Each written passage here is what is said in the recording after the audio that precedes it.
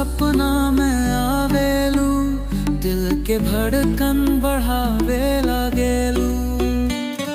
तुहार हंसी के जादू बरसा, काहे सुकल ना जावेला आंसू बहेला। साजन बिना मन कैसे लागे, तोहार याद सतावे लागे। ओ चांदनी रात, ओ मीठा बात, जिया तुझे मुराद दिन रात। तू आजा राजा, हमके भुला जा, तोहार याद सतावे लागल।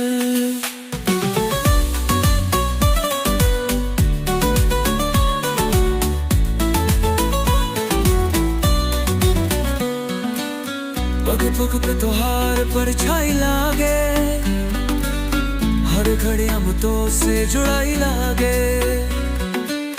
दिलवा के खार तुहरे ही बोले, नहीं आके डोरी अब टूटे न खोले। साजन बिना मन कैसे लागे, तोहार याद सतावे लागे। ओ चांदनी रात, ओ मीठा बात, जिया करते मुराद दिन रात।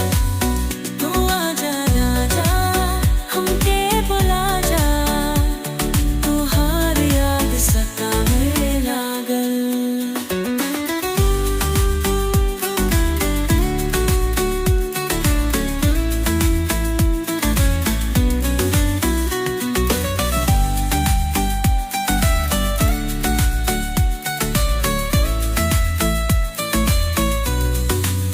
तोहार मोहब्बत अपना छूटे, दिलवा के धड़कन में तू झूमे।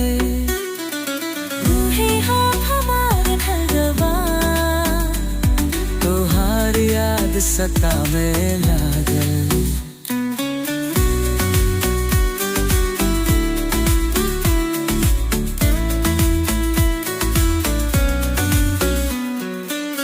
पग पग पे तुहार परछाई लागे, हर घड़ी हम तो से जुड़ाई लागे।